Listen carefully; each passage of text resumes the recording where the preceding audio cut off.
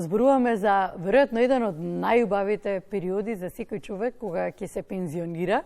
Што значи пензионирањето? Како изгледа и како треба да изгледа? Денеска разговараме со Станка Трајковска од Сојузот на пензионери на Македонија. Добро утро. Добро утро.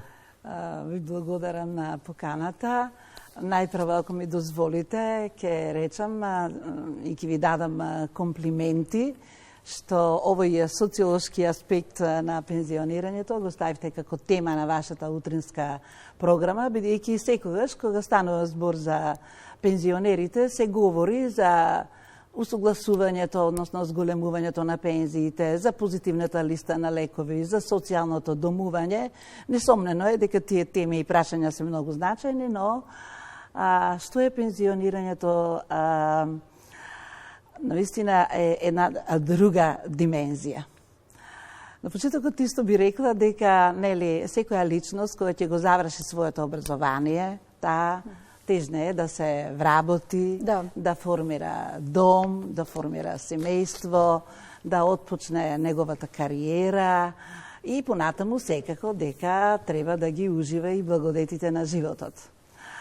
Но како што одминуват годините, додека личноста е помлада, додека е таа нормално дека не мисли многу на староста, иако таа брзо доаѓа.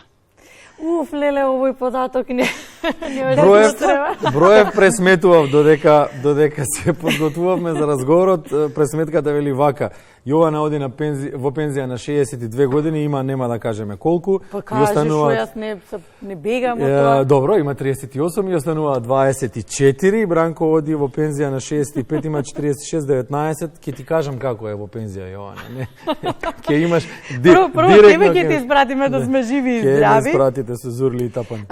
Ова го велиме во контекст на тоа дека и кога ќе дојде тој убав период, кога треба веќе во нека следна фаза да се замине во пензија и испраќањето од колегите, секогаш еве јас сведочам на навистина едни убави емотивни разделби на некој начин, сега тука под наводници, ако ќе си останеме во контакт, ќе се видиме, обврските се други.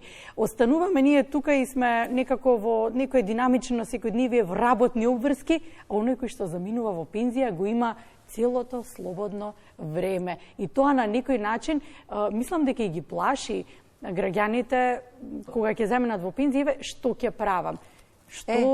Многу убаво рековте. Да, во тој контекст. Што се прави во пензија? Во тој контекст, ако ми дозволите, како што се приближува времето за пензионирање, работникот се чувствува помалку користен, доваѓаат нови колеги, со нови знаења и вештини, и тој се прашува сега дека јас веќе тука представувам на некој начин некој вишок од една страна, а од друга страна пак си вели: ако сега отидам во пензија, што ќе правам таму, како што рековте вие, ќе имам многу слободно време, како него ќе го користам, да, ќе ги чувам внуците, но пак ќе имам доволно слободно време, кое што мора, да има некоја содржина.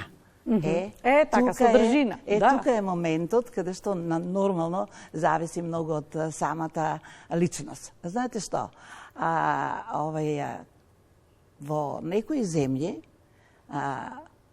известен број години пред пензионирањето, имат литература, според која може секој осигуреник, работник, да се подготвува за заминување во пензија. Каде да ја купиме оваа книга за Тања Сарандевска, која треба да знае дека ни е неопходна секоја утре, дека без неа не можеме. Нема да ја дадеме да оди во пензија, уште не знае. А знаеме што ќе прави кога ќе отиде во пензија, ќе ни испраќа пораки на Вибер со најновите содржини. Внимава, изразувај се убаво. Да, ама таа има да каже нејзини бисери и вредности. Па како не, затоа не ја пишаме да си ури. И секогаш таа, ни го дига и моралот, нормално, и дури и нас пензионерите не наведува на тоа да секогаш размислуваме и избираме живот и днена. Тоа се навистина вредности кои што ги слушаме многу пати на вашата телевизија. И сега да продолжам тука дека Знаете што, има пензионери кои ќе се пензионираат да доаѓат во Сојузот на Сдруженија на пензионерите на Македонија и еве за илустрација ќе ви кажам еден пример. Доаѓа една пензионерка што туку пензионирана и вели јас многу убаво пеам и сакам да се вклучам во активностите во Сдруженијето. Кога бев мала, не можев да пеам, бидејќи да станете пејачка, тогаш не беше некоја многу пристојна професија и мојот татко тоа не го дозволуваше. Јас можев само да пеам во хорот, во училишните приредби. Сега, кога станав пензионерка, сакам овој мој талент да излезе на површина и ве молам, вклучете ме во некое здружение за да можам да го кажам тоа да го пренесам тоа што го имам во себе во доменот на фолклорот. И навистина, во однос на таа пензионерка и епилогот беше позитивен. Ова е многу убав пример. Дека секој кој што знае дека има и чувствува дека има некој талент за кој што може би е свесен, може би некој ќе развие некаков талент, многу убав пример што го споделивте дека можат да се обратат кај вас. Тоа значи дека имате активности, организирани, спортски, културни, едукативни, рекреативни, организацијски активности на Сојузот на пензионерите? Така, исто така ќе речем и тоа дека некои работодавци, посебно во европските земји, тоа почнува можеби и кај нас, на вработените пред пензионирање им овозможуваат да работат со скратено работно време, за да почнуваат да се адаптираат на она слободно време, на она слободно време што ќе го имат понатаму. И тоа е навистина една многу добра позитивна околност. Исто така, добро е и тоа да се, како што рековте вие, дали Сојузот има, да речем, начини, механизми како да ги привлече пензионерите. Да ги анимира. За да тие, нели, ја исполнат таа содржина на нивното слободно време, секако дека има. Сојузот на Сдруженија на пензионерите на Македонија има 53 членки, Сдруженија на пензионери, кои што се, нели, низ целата наша република и тие здруженија на пензионери ги привлекуваат своите членови со тоа што им нудат повеќе активности, меѓу кои оние најстарите, традиционалните, спортските и културните, кои се разбира во настока на нивно превентивно здравје, а исто така и за активно трето доба. Покрај тоа, во здруженијата сигурно ви е познато дека има и други секции ликовни. Да речеме, Сојузот на Сдружение на пензионерите на Македонија поддржува издаваштво и творечка дејност. Пензионерите творат, да ви кажам, навистина творат. Пишуват проза, поезија и тоа Сојузот го поддржува символично, затоа што го сметаме дека тоа е еден духовен врв и духовен израз на пензионерот и на личноста во третата доба. Јас сакам еден предлог да ви дадам. Затоа што гледам колку многу сте активни, гледам дека вие сте на некој начин не само, еве под наводници, заштитничка организација на пензионерите, туку и вие сте водилка и насочувате. Јас се обидувам веќе извесен временски период да пронајдам некое место каде што ќе може да се пренесе знаење за плетење, за везење. Јас сум учела тоа од мојата баба, но со текот на годините сум ја изгубила таа виштина во рацјата, сум подзаборавила, но оваа помлада генерација, ги споминавте вредностите, може би е убаво да ја насочиме, да ја вратиме кон традицијата. Певе колку бав јас би било тоа на поврзување на повозрасната категорија на граѓани, од оние кои што велиме времето има на претек, можат да се организираат, а и каде да ги однесеме помладиве, да ги насочиме како тие да го поминуваат слободното време.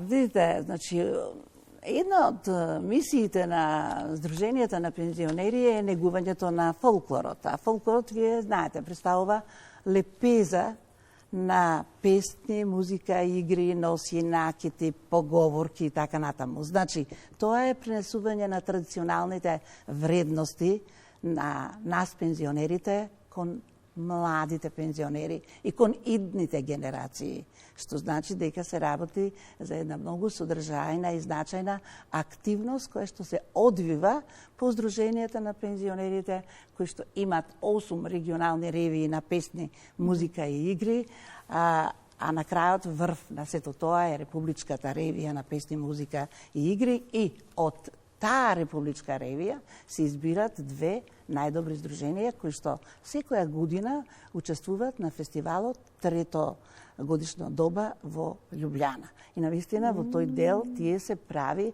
амбасадори. Ево овој дел во кој што вие споменавте, тој функционира, значи пензионерките, оние што се подолго време, нормално дека тие имат можност, она знаење, што значи плетење, штрикање и така натаму, да го пренесат. Не, сега го споминате, сме ги заборавиле тие термини. Да го пренесат, така е, да го пренесат на младите пензионерки, бидејќи тоа е еден дел од активности кои што смирува. А тие исто така прават и производ. Тоа го прават по здруженијата во дневните центри и потоа организират и базари, каде што нивните ракотворби, кои што се од голема вредност, тие нормално и ќе ги понудат тие вредности, а средствата што ќе ги соберат, ги користат за хуманитарни цели. Видите, да ви кажам, се она што сега ние како генерација правиме во пензионерското организирање, откако ќе отидеме во пензија, Фондот за пензијско и инвалидско осигурување не престанува да се грижи за пензионерите. Тој не се грижи само до донесување на решение за пензија, бидејќи пензионерот не се пензионира од општеството. Тој навистина избира живот и иднина. Па еве да речам и на прашањето дали општеството се грижи за пензионерите, покрај она неминовна законска обврска да се оствари правото на пензија, да се исплатува пензијата, меѓутоа тука еве да проговорам и за делот на здравственото осигурување, каде што има одредени бенефити за корисниците на пензија, во смисла на она ослободување од болничка партиципација. Еве сега да кажам дека пензионерите се залагат тој лимит до кој 18.000 беа ослободени пензионерите да плаќаат болничка партиципација, да се покачи на 22.000, бидејќи со зголемување на пензиите од 2.500 денари и идните 2.500 денари, нема да имаме пензионер со ниска пензија кој што ќе го користи тоа право. Понатаму е ажурираната позитивна листа на лекови. Слушнавте, се информиравте, верувам дека таа позитивна листа на лекови се ажурираше и тоа е многу важно како за сите граѓани, така и за пензионерите, а нашиот сојуз како граѓанска организација, како што рековте вие, ние сме на некој начин водилка и заштитник и понатаму предлага таа да се дополни со некои лекови кои што се од значајно, од релевантна улога има во зачувување на здравјето и се разбира во согласност со достигнувањата во медицинската наука. Друго што би сакала да ви кажам, дека она што сега овие 53 здруженија го имат како свој простор за пензионерски активизам, тоа се историски гледано здруженија и нивни деломни простори изградени уште во минатото, кога осигурениците, работниците, односно пензионерите издвојувале еден дел од своите средства, за да може, бидејќи имало многу малку пензионери, а повеќе осигуреници, издвојувале еден дел за изградба на деловни простори, за здравствени домови, за дневни центри. Денеска, верувајте дека сепак е, слободно ќе кажам, утопија да се изгради некој деловен простор за граѓанска организација, па вклучувајќи ги и пензионерските организации. За жал да, ама еве нека биде потик да споменеме дека може би некој ќе се сети на такво нешто. Вие, колега, што сте близко до пензијата? Поблиску од вас. Поблиску од вас. До нешто барем. Да, кажа. 67 е магичната бројка која што се пропагира, предлог кој што не помина во собранието, да се изедначи старосната граница и за дамите и за мажите. Како пензионерите гледаат на оваа возраст која што треба да биде граница за пензионирање? Колку Македонските пензионери имаат квалитетен живот за да може да дочекаат пензија на 67 години. Многу значено. Колку македонските работници, простете, имаат квалитетен живот за да може да дочекаат пензија на 67 години? Да, многу значајно прашање. Видите, пензијскиот систем си го креира секоја држава посебно. Услови за пензионирање во поглед на возраста не се идентични меѓу државите, во да речем. Јапонија и во Македонија. Понатаму, значи, во рамките на креирањето на пензијскиот систем од секоја држава, нормално дека значено место зазема возраста. И сега предлогот што се даде да се оди во пензија со навршување на 67 години, кој што предлог ќе се однесува и на мажите и на жените, е исто така, според мене, прашање кое што треба да се анализира, добро да се анализира, и тоа од неколку аспекти. Прво, треба да се проучи трајањето на животниот век на населението во нашата држава, односно просечната возраст на жителот на граѓанинот. Понатаму, сегашните услови кои што ги имаме за пензионирање и овие идните што се предлага, идниот услов што се предлага, исто така треба да се добро анализира од аспект на времето на користењето на пензијата, значи колку време ќе ја користи пензионерот пензијата, бидејќи сите овие елементи се меѓу себе поврзани. Понатаму со односот осигуреник пензионер, понатаму знаете што, кога се зголемува старосната граница, сепак треба да имате во предвид дека тука треба да ја вклучите и текстилката, треба да го вклучите и работникот што работел на предвисока печка, треба да го вклучите и рударот. Да, се намалува старосната граница, меѓутоа сепак таа ќе се намалува од една повисока возраст.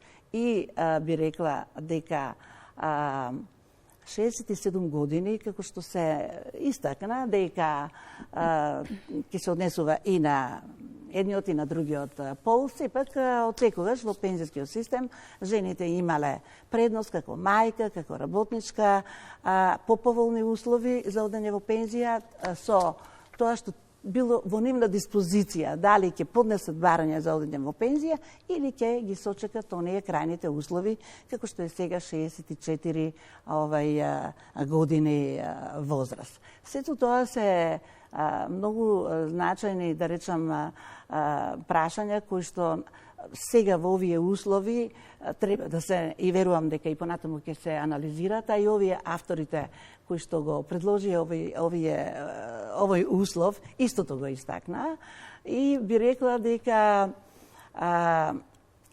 прашањето на пензионирањето со возраст од 67 години може да предизвика и некаков немир, вознемиреност, ако вие едноставно вака ќе го истакнете, а еве, сведоци сме дека што е иманентно кога се истакна овој предлог, дека има проблеми со финансиската одржливост на фондот. И демек со покачување на возраста ќе се стабилизира на краток и на долг рок.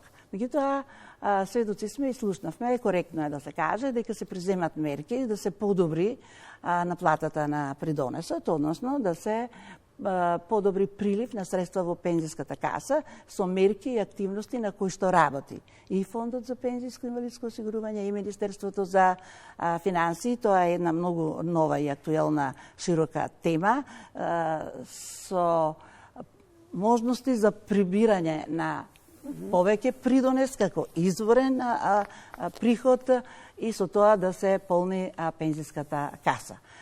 Во секој случај, вие ги следите случувањата и сте навистина многу активни во истите со гласно говорење и застапување на правата на пензионерите. Сакам да искористам сега на крајот од разговорот да ви се да благодарам и да ги поздравиме сите пензионери кои што и ово утро се разбудија заедно со нас. Сегашни и идни. И сегашни и идни. Пораката од Тања Сарандевска не ви ја читам. Кои што го започнаа денот заедно со нас. Се надам дека до самиот крај на денешното издание ќе не следите и се разбира дека фреквенција ваш пријател и другар во домот е Македонската радио телевизија. Да. Се разбира, ви благодарам. И јас ти благодарам. Да, благодарам за гостувањето. На крајот сакам да кога сме веќе на разговорот, сакам само да споминеме дека колешката Симона Илиеска, како нашата најмлада колешка, зборувавме многу за тоа како живее македонскиот пензионер. Решивме денеска да не ја спомнуваме висината на пензијата, сакавме да ставиме еден акцент посебен на убавиот период од животот кој што ги чека сите граѓани на третото доба, вие ги споменавте и се надам дека ќе имаат долг век кога ќе влезат во пензија. Благодарам за гостувањето.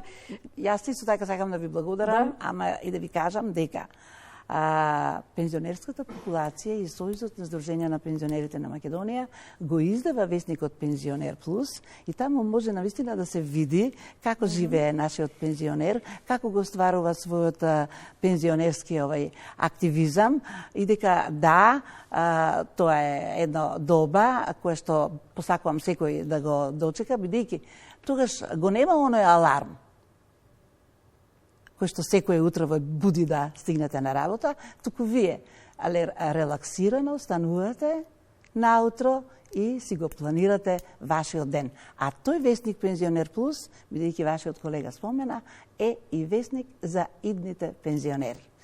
И она, се што ние сега го правиме за пензионерите, ќе остане и за идните пензионери. А ние бевме, благодарам, ние бевме и на низ градските улици, колешката Симона Илиеска, ја споменавме, и таа ги праша граѓаните од третото доба, пензионерите, колку се задоволни од начинот на живот кој што го имаат во Македонија. Дали ви е доволна пензијата за да преживеете во месец? На граница сме, да ви кажам, отворено. Подобро беше порано, сега е таква ситуацијата да не би можел да кажам дека сум баш задоволен, али преживуваме некако. Пензијата е доволна за лекови и за струја. Другото диши ми на шкрđи. Ако не е мажот ме, он има малце подобре и така преживувам, иначе многу тешко.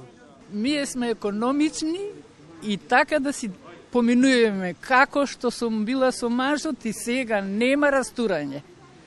Мислам, фала му на Господ. Умре маж ми, со 5000 ме на 17 години. Па останав жива, мислам, со домаќински. Без домаќински ништо не бива. Бога ми не е доволно. Да, така да може да се покачи. Јас 35 години просветар работев, за каква пензија може да замислите, просветарите сме. Дали ви е доволна пензијата за да го поминете целиот месец? Па добро, јас да кажем имам малку повисока пензија. Добре, мислам, за сега супер. Сметате дека треба за одредени граѓани да има покачување? Да, во секој случај.